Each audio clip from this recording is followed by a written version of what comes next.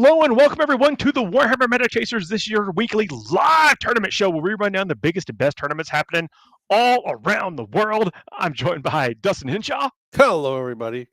And Adam Camilleri. Oh, g'day. Oh, g'day.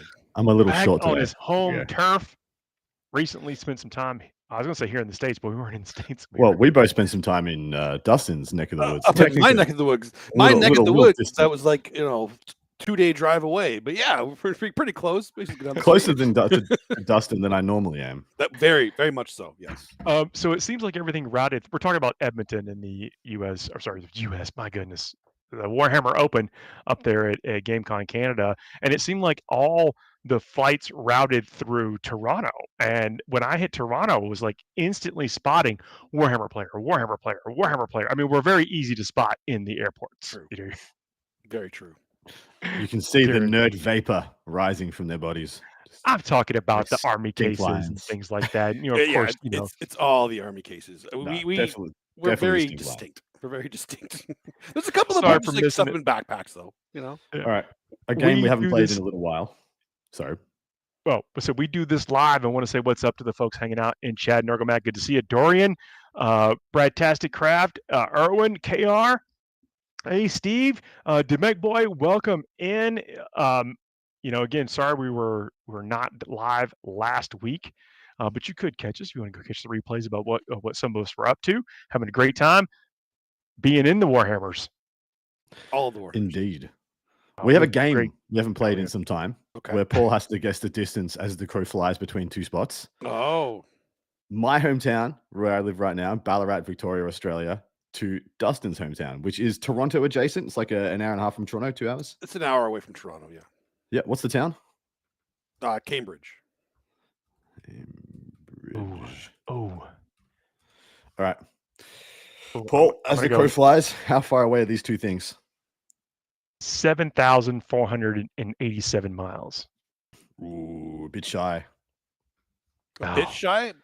How much is a bit shy? Because if he's within a couple hundred, that's pretty. No, he's a couple of thousand off. Okay, 1,000. That's not a bit shy. You're at it. Oh, wait a second. I would think I was going to Sydney. You're over, right? Yeah. Okay. Yeah. Okay. Backtrack. Dig up, Paul. Okay. Have another guess. Right. Oh, you're on Australia, right? Oh. I wasn't counting the ocean between us. I was just doing land. Look, there's a lot. The globe sometimes distorts things. I won't take another guess. Oh no. Okay. Let's see. If we're taking a guess, another guess. This is a guess. 9,782 miles. That is relatively close. You are 300 miles off. Wow. It is 10,102 miles. Okay. I was actually thinking to Sydney before, and that's where I think I was messing up because aren't you further across? Further south than Sydney. Yeah. Okay. And that's literally all it was, Paul. Which I don't believe for a second it was. But very impressive either way. Get it on the second step. Come on. Do you want to have a go, Dustin? Do you want to have a go, big shot? No, I'm not the one who has 2 points about this. So let's go Atlanta, Toronto. I don't know.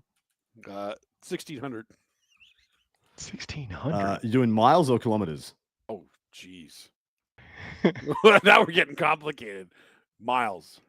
Miles? You're going 1,600? Yeah, sure. 600 off. 952 miles. I think you're somewhere in the Caribbean, which probably makes sense.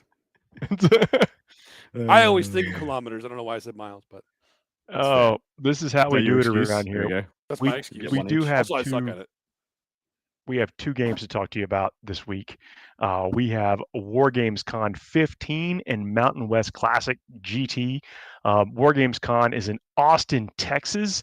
I know this event has been kind of run by several different people over the years, but it is definitely a storied event that it's been fun to go to, awesome to go to. I've gone to this event in the past.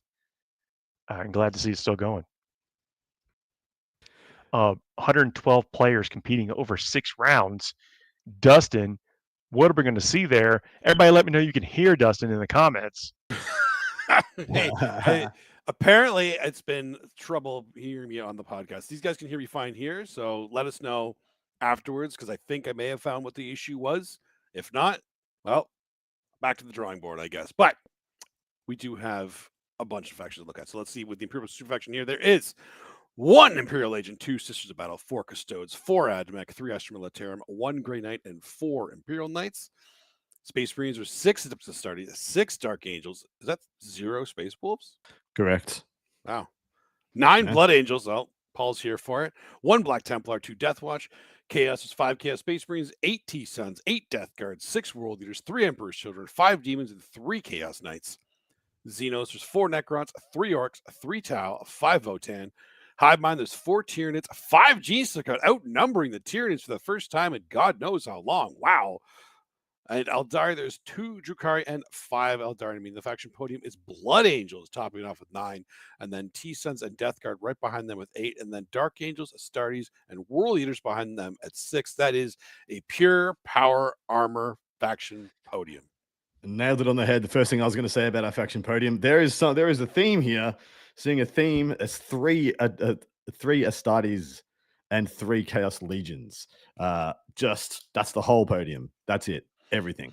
Interesting numbers though, because you mentioned Genestealer Cult being very high in representation. Admech's also very high. There's the same amount of Custodes as Admech, same amount of Guard as Admech, as Imperial Knights as Admech. And I'm very interested to see if that is the MFM and balanced data slate coming into effect and giving them a nice juicy lift. That has to be, because they've been in it like 1 or 2 for months. Months. Also got to point out that usually I call Texas a treadhead one of the treadhead capitals of the world, if not the treadhead capital of the United States. And there are no Guard there. There's like 3 Astra Militarum out of 112, which is destitutely low for the Hammer of the Emperor in Texas. That is actually crazy. They usually are a very high representation over the Texas area. So it's weird to see that there's less of them here because, well, I guess they did get a little hit, but they're still just as good as they were. It's been quiet. Nobody's talking about Guard right now. That seems to be, where it's at. And did they get hit too hard? I'm going to say on the front foot, you're in an Astartes meta. Guard have some of the most premium Astartes killing miniatures in the freaking game that no one is playing right now. And, subscribe to my Patreon if you want to hear more. No, Scions and Kazakin are Astartes killing machines, and people think Scions are dead. Well, they're dead when you be like, oh no, they don't kill an Imperial Knight on 1 shot anymore. But they still absolutely ruffle stomp their way through every Astartes like infantry model in the game without pause, without stop, and they'll do it over multiple turns. So I reckon Scions and Kazakin is the absolute way to go, and also pivoting away from the battle tank to things like the Plasmacutioner for more Astartes death killing with like innumerable damage 3 shots at perfect strength and AP.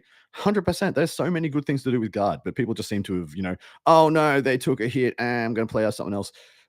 Weakness. And the Emperor. You can't mess up with Guard.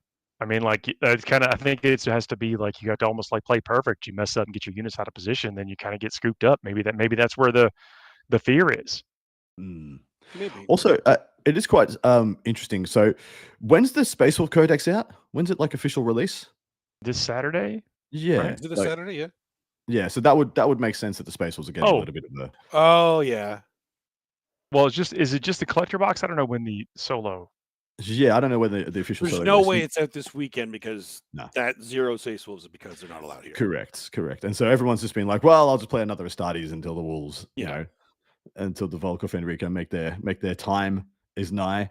It's the Wolf time. But apart from that, like Adeptus Astartes, Dark Angels, and Blood Angels all with good representation here. And then of course Chaos is just a feast for the senses because every army has good population. Chaos Knights and Emperor's Children being a little on the lower side, but everything else is pretty much 5 or more in good numbers. Now I have done a couple of things. So first up, T-Suns, Thousand Suns aren't getting a huge amount of attention. Death Guard usually is taking a lot of the attention off T-Suns.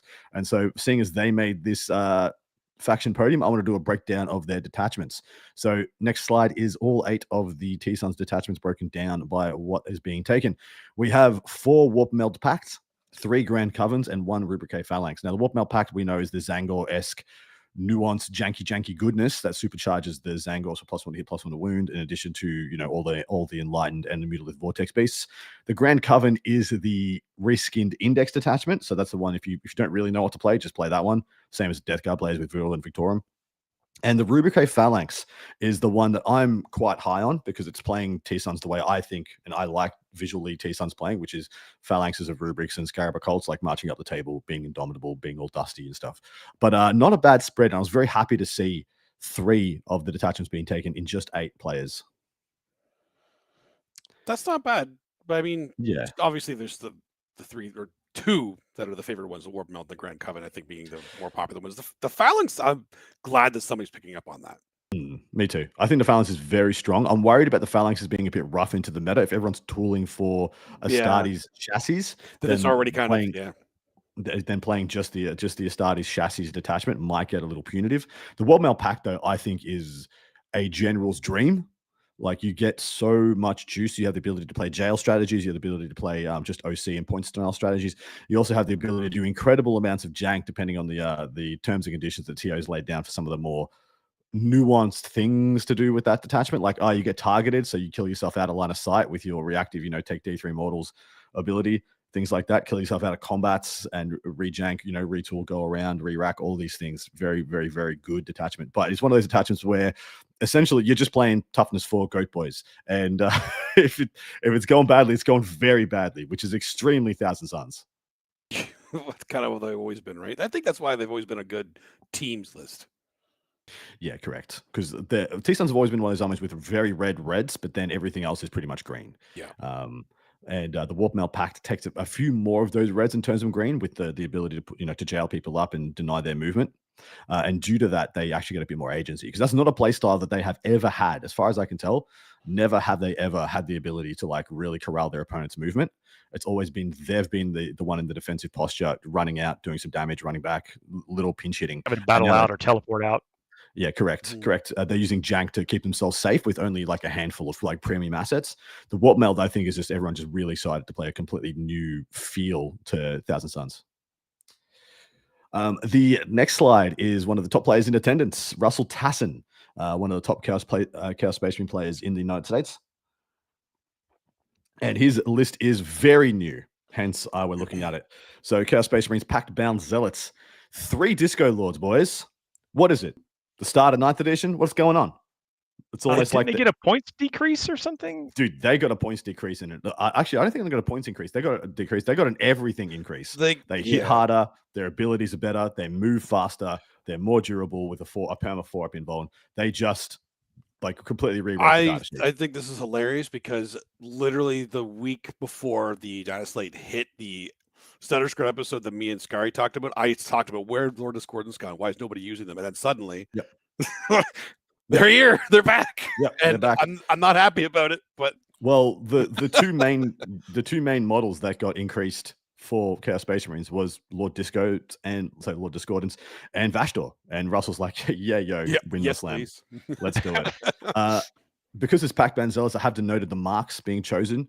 So all 3 Lord Discordants have the mark of Slanesh, and one of them is carrying the Intoxicating Elixir enhancement. Then there's Vashdor, 2x5 Legionaries with Mark of Slanesh, a single Rhino to tote them around, 3 Forge Fiends with Mark of Nurgle, a single Hellbrute with Mark of Nurgle also. That's Russell's never leave home without, by the way. He always takes his Hellbrute. He loves it. It's one of his identities.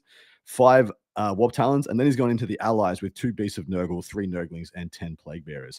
And I'm quite a fan of this list. I think this is pretty spicy. Yeah, I like it a lot. I think it actually has all the tools that it needs to. I hate Lord Discordance. They're back now. Dude, the model is the model is freaking incredible. It is. Model, it really is. It needs to be on the table. It deserves to be.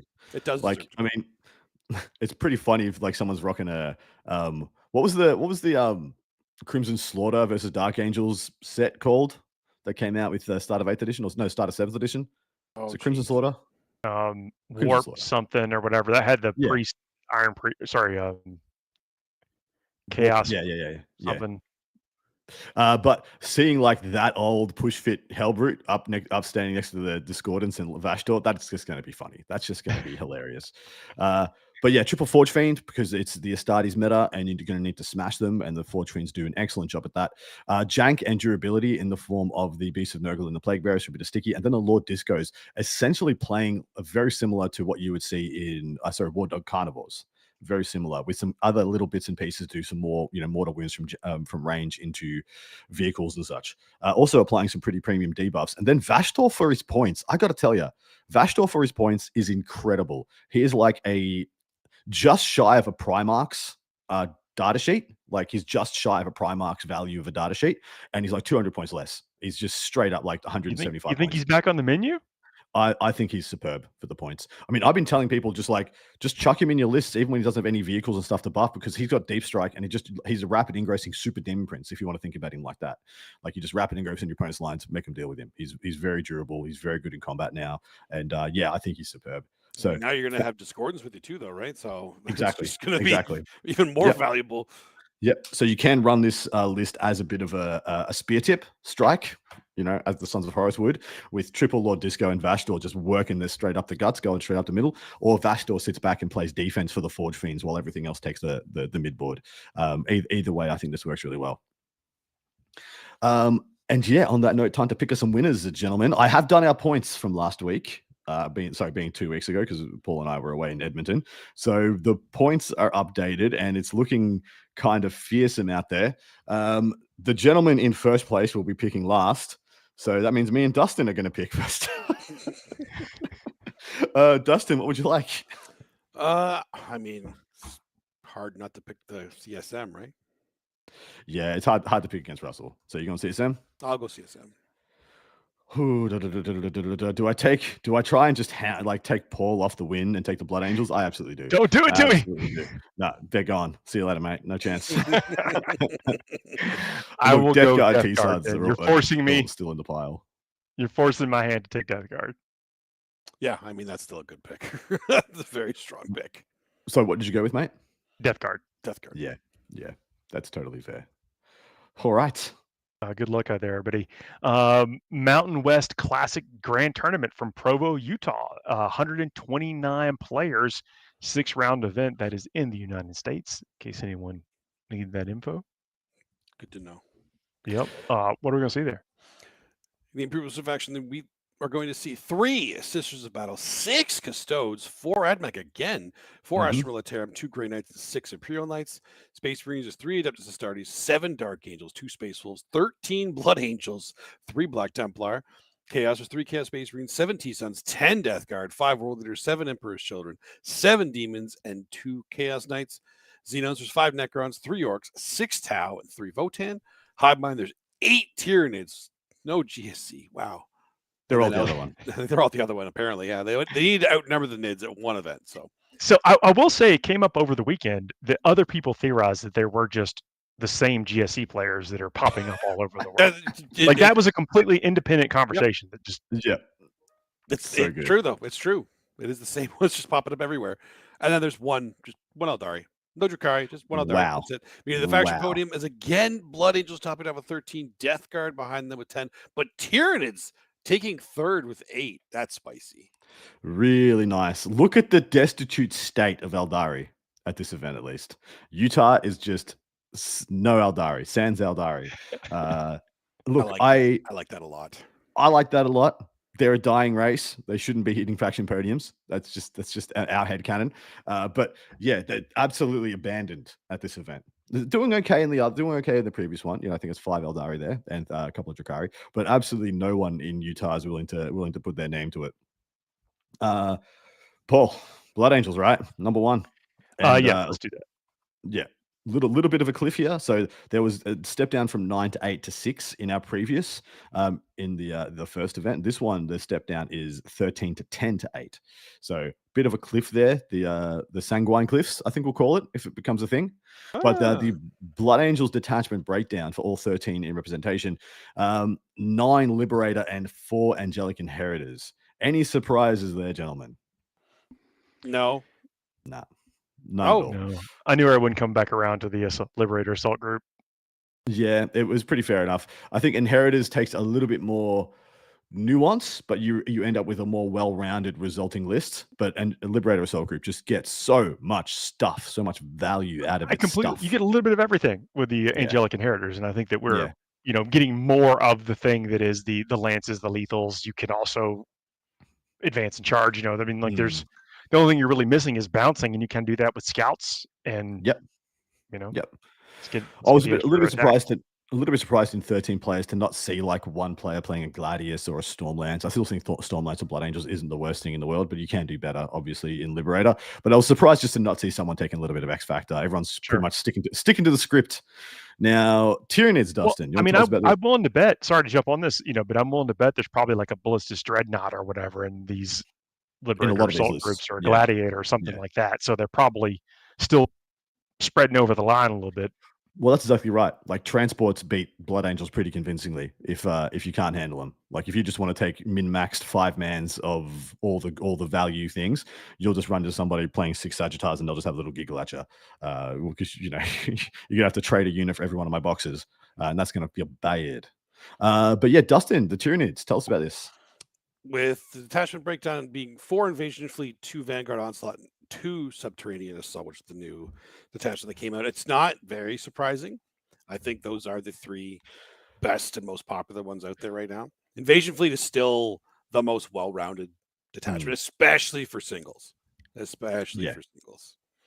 Well, I was surprised to actually see any Vanguard Onslaught. Those were the players. So the players playing Invasion Fleet, I didn't think were going to go anywhere. But I wouldn't have been surprised if the only other detachment was Subterranean, because I feel like it plays in some ways a better Vanguard game, a Vanguard game that does a little bit more aggressive with premium units rather than jailing with just things that are fast and don't do damage. Yeah, I think the big thing with a lot of the players there is that the Subterranean Assault has that ability, but it's got more weaknesses in their mind, like because it can be stopped a little bit easier because we were advancing and charging with the Vanguard Onslaught and then being able to fall back and charge if you really want to.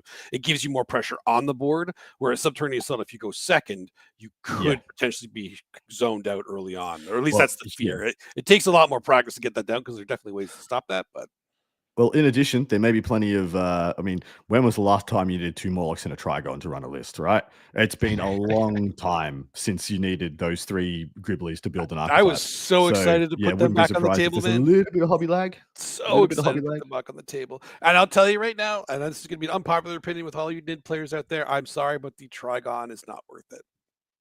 No, even for the Prime, even the one with I'm not speaking specifically for the Prime. Like, he's awesome, and I've used him in 20 games so far, and it's just every single time he will maybe kill something and then just die, which means he rarely, if ever, trades up.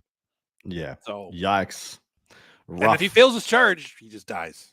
I'm happy he's so big, like you can't hide him, or like he is big, and you don't want to hide him because he's a monster, and he wants to charge coming out of a tunnel, right? 6-inch charge, which you can reroll. It's unlikely he fails it, although I'll tell you, in most of my games, my go turn, I'll fail 5 out of the 6 inches rerolling. Jesus, it's been pretty brutal. Let's see. I'm hearing a you problem, Dustin. It absolutely is a me problem. I'm still winning those games though, so that's something for the attachment too.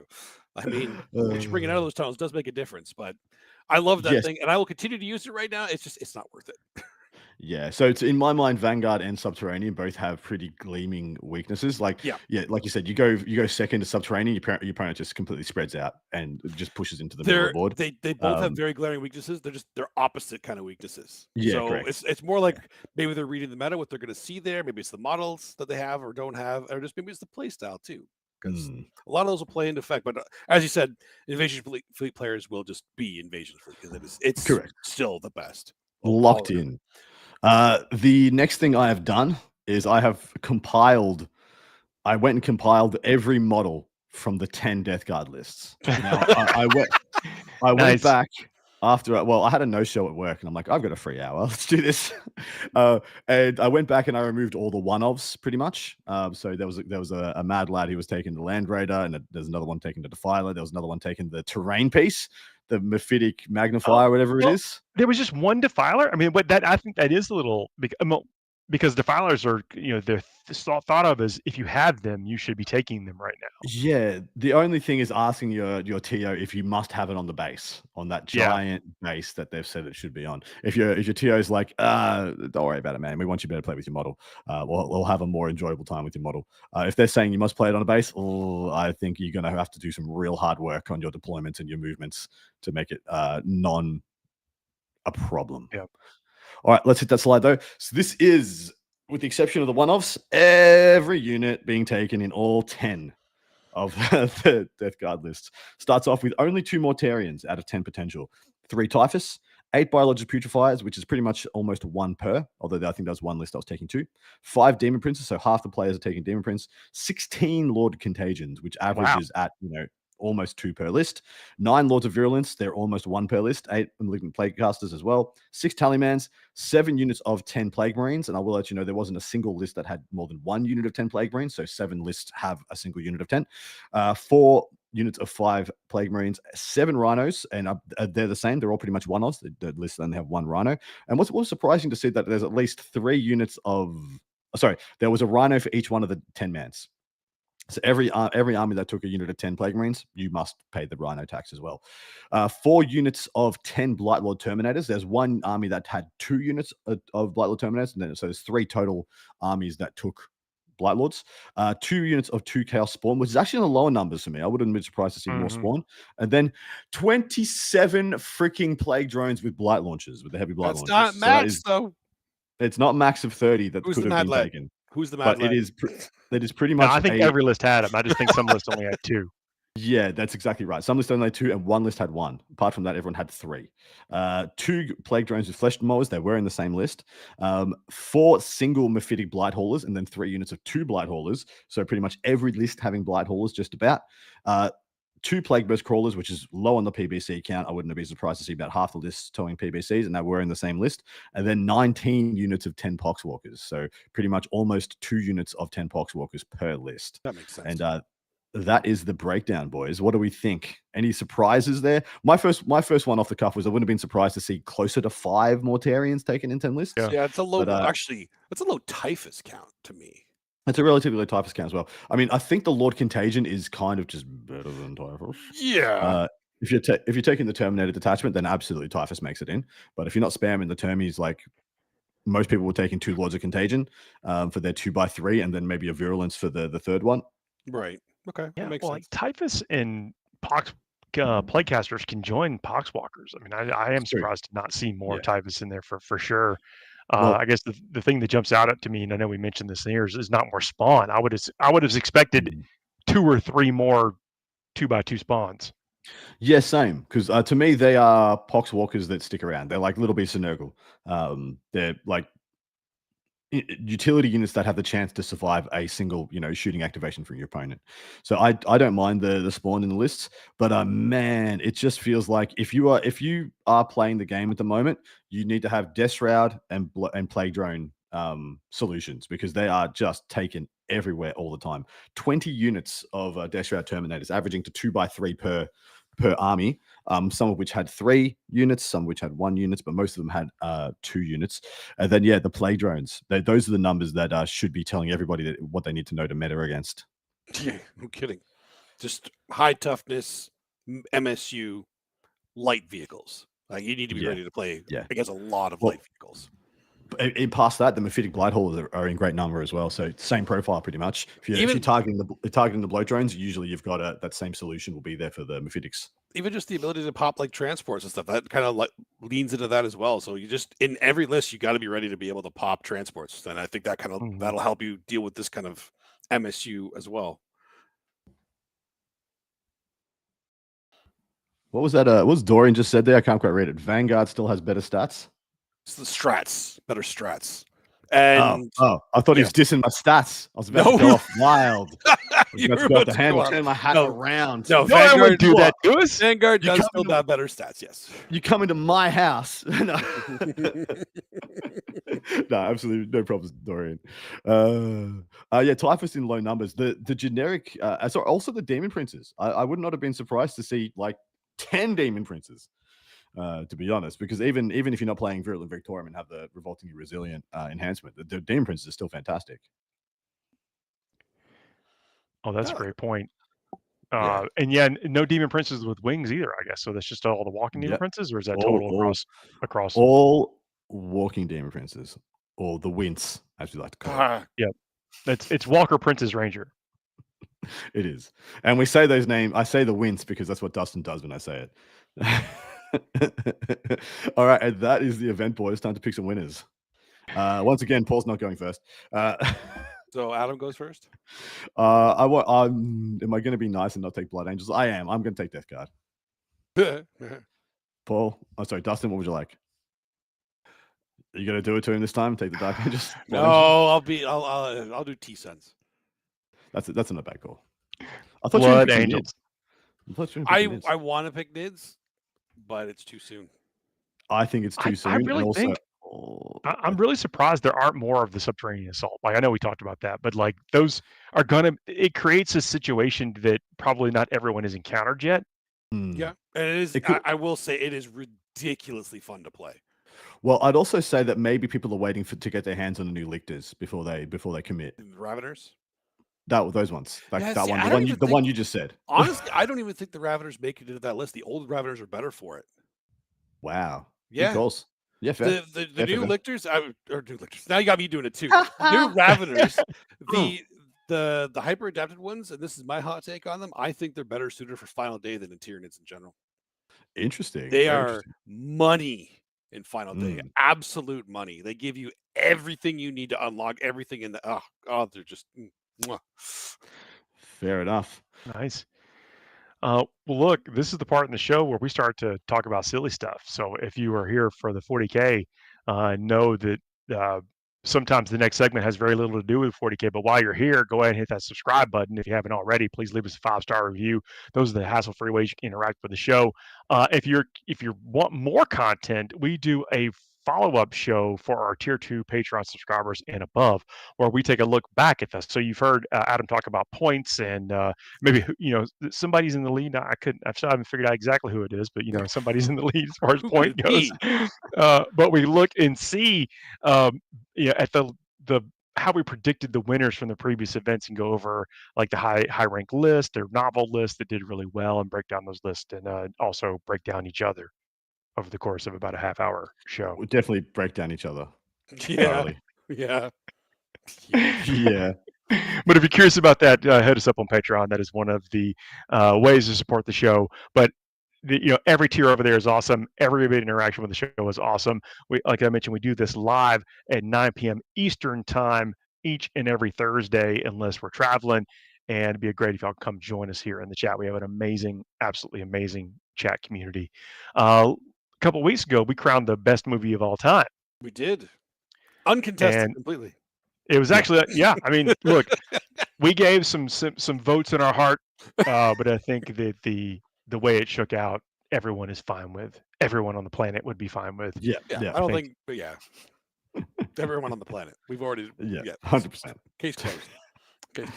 But we get to this is the spot here after we've already done all the harsh meta talk, the points, the wins, the losses, the list, the optimization, the travel, the modeling, until we get to this point in the show where we chill out a little bit with the segment we call the FGO Torpedo. Like I mentioned, this segment has very little to do with Warhammer 40,000. Sometimes it has everything to do with Warhammer 40,000, and we give ourselves a topic. And typically we'll give ourselves just a couple minutes to talk about that topic, firing off the hottest takes. And we never, once it's done, once the timer stopped, or we move on to the next topic, we never return to that topic again, unless the Patreon system demands it or asks. Yeah. These are all. That's it. So let's get ready for that chill out, cool down moment. For this, because we have just finished crowning the all-time best movie. Now we need to move on to the next playoff, because that's what people have been asking. Like, you guys have spoken and you loved it, we loved it, so we got to do it again. Obviously not doing movies again, but we're doing video games. But the thing we need to do this time, because we didn't do it the last time because it was our first time going through it. So we were all learning together. So this time, the first Fuego today, we got to figure out the genres that we're going to cover, so we can do the genres that we actually pick ahead of time. So we actually make sure we don't miss any genres that people are going to be upset about missing, or including one that doesn't, and make sure we have everything in there. So we should be able to do this pretty easily. Okay. And then next week we can start the insanity. So we got RPG, JRPG, first person. We're doing JRPG and RPG separately? Yeah. Okay. Well, strategy. this went some places quickly. Yeah. We need turn-based strategy, and we need a real-time strategy. Tower defense. Is that a genre? I'll put that as real-time strategy. That would be a real-time strategy. Or the other thing we could do, if we don't want to do genres, we could do platforms. If you want to do it that way instead. Oh no, I platform has to be part of my criteria of whether it's the best or not. All right, so genre it is then. Side scroller. It's like platformer. Yeah, platformer. Yeah. MMO, an MMORPG, I guess, or could be the same thing. MMORPG, yeah. What would you call like a GTA? What's a GTA kind of game? What kind of game is that? Sandbox. Sandbox? Yeah, yes, that's like Red Dead, GTA, all those exactly. kind of ones. Would like Mass Effect being like that as well? I don't actually know where Mass Effect would go because I think that goes RPG. An RPG. Yeah, I think it's an RPG. Yeah. What's Halo? Speaking of which, we need first person and third person shooters. Those are separate. Yeah, that's what I was about to say. Halo's a third person shooter. Yeah. Wait, Halo first person? No, Halo's first person. That's right. Yeah. It could be either, like, considered first person. Yeah. Gears of War and stuff like that are that's third person. Yeah. Third person. That's right. Okay. I like Gears of War a lot. And you've done RTS, yeah, real time strategy. Yep, that's on there. Absolutely. Yep. Kidding? This is a Warhammer show. We got also strategy. Right. Speaking of which, we need simulation game and sports games. We do. I like that. What would you call a Final Fantasy game? Like, is that's a JRPG? It's a JRPG. Yeah, cool. What other genres are there? 4, 5, 6, 7, 8, 9, 10, 11. Ideally, we should get 5 more. Help us out here, chat. What are we missing here? We want to make sure we cover all the genres. We don't want to miss any. It's important. This is going to be like the next year of our lives of Fuego. So you want to have? I mean, how far do we want to go back? Like, arcade. We're talking about the best game of arcade. Arcade has to be. That's still kind of fighting games. That's the word. Fighting games are like for fighters and I mean, there are arcade games. There's a whole. I mean, like Pac-Man and Galaga. Those are things that I can kind of consider their. Okay. Does that make sense for the genre for you then? Yeah, we got simulators in here. When we got the simulators. Zelda. That's action adventure. That's another one too. Action adventure. Is racing games a genre, or is that going simulations as well? I feel like that should be its own genre, right? Because simulation is definitely different. Yeah. So racing, all right. We're getting there. 4, 5, 6, 7, 8, 9, 10, 11, 12, 15 actually. Oh, puzzle, yes. Puzzle games. Oh, like Myst and stuff. Yeah. And like Tetris. And, columns, yeah. Kirby's survival horror. Oh, yes, horror. Let's go. Silent Hills and stuff like that. Yep. Okay. Civilization, I believe, that's under a turn-based strategy. Yeah, what's like Sims? Is that simulator? Sims is simulation, yeah. Yeah. But like Civilization. No, sorry. Sims would be sandbox. Yeah, that's what I thought. And what about like Total War? Is that RTS that's or turn-based strategy? Yeah. I cheated a little bit, and there are like a list of genres. And now we don't have to include them all, but there's like stealth games, rhythm games, things like Rock Band and that kind of stuff. But I wonder if like some of these just don't have enough to compete in a. Yeah, because I was actually thinking another one that we don't have right now is MOBAs, but there's not enough of those to compete for an actual genre. It's like we can just have to put that into like action. If there's something in one of those categories that you want to make sure is included, just make sure you put it or mention it in one of our other genres. I think. Like whatever you think, if the best MOBA is, mention that in like action adventure or whatever. Yeah, I think that works. Yeah. How many are we up to? We're at 17. So let's go over this again. So JRPG, do we have roguelike? We do not have roguelike. So we want the stealth. The stealth one? Is that that's what you're doing? Okay, that works. That's fine. So here we'll go over what we have right now. Just keep us honest here, chat, to make sure we don't have missing anything. JRPG, RPG, turn-based strategy, real-time strategy, MMORPG, platformer, sandbox, first-person shooter, third-person shooter, simulation, sports, fighting, action adventure, racing, arcade, puzzle, survival horror, stealth. We're missing anything? Fallout. thorough. I think Fallout is sandbox. Yeah, Fallout sandbox. Yeah, Now, turn-based strategy like Warcraft. Warcraft's real time, buddy. That's it there too. Yeah. Surely all the Warcrafts are RTS, right? Yeah, they're Except all. for World of Warcraft would be MMO RPG. That's MMO, yeah. MMO. Yeah, that's real time strategy. That's like the StarCrafts, the Warcrafts, Dune, Command and Conquer. I'm already making the list, so I'm not going to do that anymore. All right, think of some really good games that you like. This is both for Adam and chat. The games you really like, and post them out so we make sure we have their category covered. That's the big thing we want. What's like Diablo 2? Good question. Is that an adventure game? Is that an That's RPG? an adventure game, right? It's adventure. I think so. Yeah, I think so. Yeah, I can see it as adventure. Yeah, for sure. Okay, we don't need to. I guess like learning games or action role play is what it's defined as. Action role play. Okay, so like that could be either or. Oh. Yeah, learning games. I don't think we would. I guess you did get into like character options when you in Diablo 2 and 3 and stuff, but yeah, the RPG. I don't remember taking on the role of a character at all. Yeah, I was walking through a story trying to collect my armor sets. I think RPG is more like Shadowrun or something like that. No, the only way to be successful in Diablo is full character immersion. That's it. Make sure, you're on camera. You play a Babbo. You play a Babbo. Anytime you party up with your mates, you got to do battle orders. You got to do shout. You got to give them new buffs. Now, if we're talking Gears of War, that's what we'd do. You know. Are you talking about Echo the Dolphin, Dorian? Echo the Dolphin would probably be a platformer, I think. Oddly enough. Yep. It is. It's a side scroller. It is platformer. Yeah, I think it's a platformer. And a pain in my ass. The game was torturous.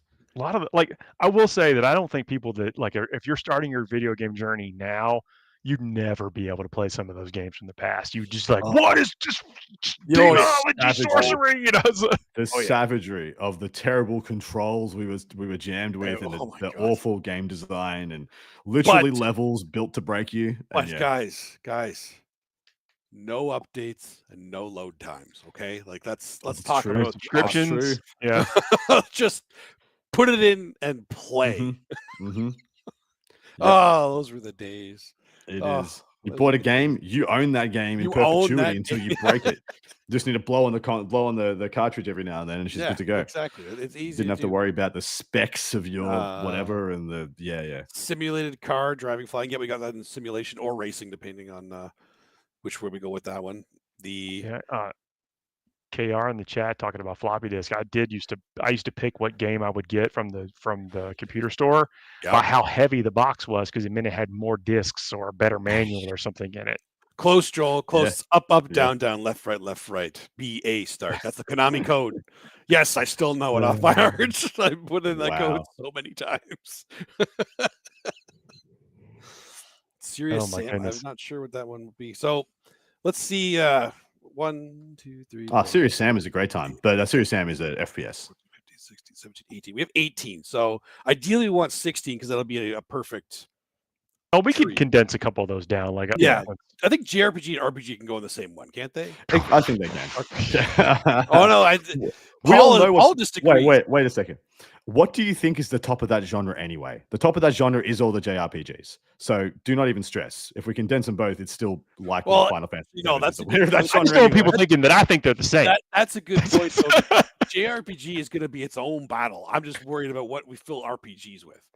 Look, if you feel like you need to convince them, I don't. I don't feel like you need to condense JRPGs. I want that to stay big. I just what is in the RPG? Like, what's the best RPG that isn't a JRPG? Someone tell me. Tell us what the RPG that's not JRPG. There's a lot of D&D games that are RPG. I mean, there actually are Bard's Tale, like Winter Nights and stuff like that. Yep. Yeah. Okay. Yeah. Those are things. Baldur's Gate. Yeah, we're not having a list without Baldur's Gate. Well, of course, Baldur's Gate. I was going to be sure. That is an RPG. Okay. Okay. Knights of the Old Republic. Okay.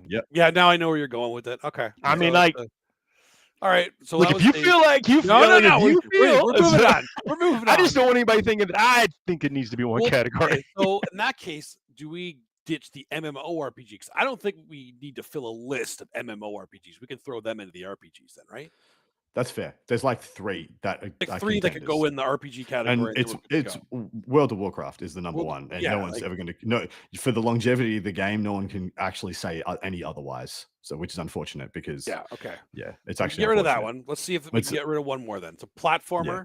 No, we got to keep that. Sandbox, we have to keep. Shooter. We need to keep those separate. Simulation, we need. Sports. That's on the chopping block, I think, just because like they suck. They don't suck, but if we could automatically like name the winner, like is anything beating FIFA? Is it a genre? Yeah, if we can just name the winner. Okay. Yeah. First of all, yes, any hockey game is better than FIFA. Okay. What was the Simpsons putting challenge game? That's the winner. That's the winner. Look, everybody, nobody admits to playing Wii tennis, but everyone knows about that Wii tennis. game. Okay, you know what? That wins sports. That wins the sports genre. So actually, wait. What is Guitar Hero? What kind of genre is Guitar Hero? Is that a simulation? No, it's the rhythm game. So like Dance Dance Revolution. Okay, yeah. Oh, DDR, yeah, baby. I wasted a lot of my I don't trying know to impress girls by stomping on arrows. I don't know if there's enough of those to fill a genre, though. I think I thought we were putting that in the simulation stuff. So yeah, chuck that in simulation. Yeah, I'm gonna put simulation / rhythm, just so we don't forget. But we still should we just get rid of sports? Because the other ones are fighting. We have to have that, like Street Fighter, Mortal Kombat. 100%. Action adventures a must. Racing. That's also because we can split sports and racing together. Racing, yeah, sports and racing could be the same. We could do that. Yeah. Do you want to do that? Yeah. Does that make sense to you, chat? Everybody agree with that? I mean, racing games kind of. We do have arcade because Paul really wanted the arcade one in there. I'm still not sure. Honestly, we can drop arcade, to be honest, as long as we keep arcade in our hearts. And no. So if you guys can see the look on Paul's face right now, what genre is like Space Invaders? What genre are these guys? That's an arcade game. Which one? Like Space Invaders. Yeah, well, arcade game. So we keep that then. I'd be interested if we can fill that one up, but we should be able to. I think so. Dig Dug, Tempest. Because actually, you know what else should be in sports games is like wrestling, and wrestling has some great games. So fair, right? Well, every year it gets a new one, right? Same as FIFA. That is actually just in fact the old game. Then we have puzzle, which we have to have. Survival horror, we have to have. Like Resident Evil, Gauntlet. Silent Hills. Yeah. Gauntlet is action adventure. RPG? So actually pairing that back. Actually, Gauntlet's arcade then. We can put that in arcade at that point. Yeah. Pairing back this, I mean, I think we can drop stealth. Think so? Yeah, because that could be an action adventure or an RPG. All of those are like dual. Thief and what was that one that came on PlayStation? Splinter Cell? No, I started Metal Splinter Cell's one, but that's not the one I was thinking about. Where you're, I think it's called started with a D. You're not thinking like Metal Gear Solid type games, are you? No, Metal Gear Solid I think is action adventure, almost like an RPG. Yeah, ditch stealth. Seeing as we're sitting here, we can't even name like 3 games. Yeah, we can just stop that. Okay, so 1, 2, 3, 4, 5, 6, 7, 8, 9, 10, 11, 12, 13, 14, 15. So do we split out sports and racing again, or do we add another genre that we're missing? We can split out sports and racing. That's done. Yeah. Okay. We have our genres. See, here's the issue with comparatively for video games versus movies. I watched a bunch of movies that are in genres that I usually, I just watched a bunch of movies.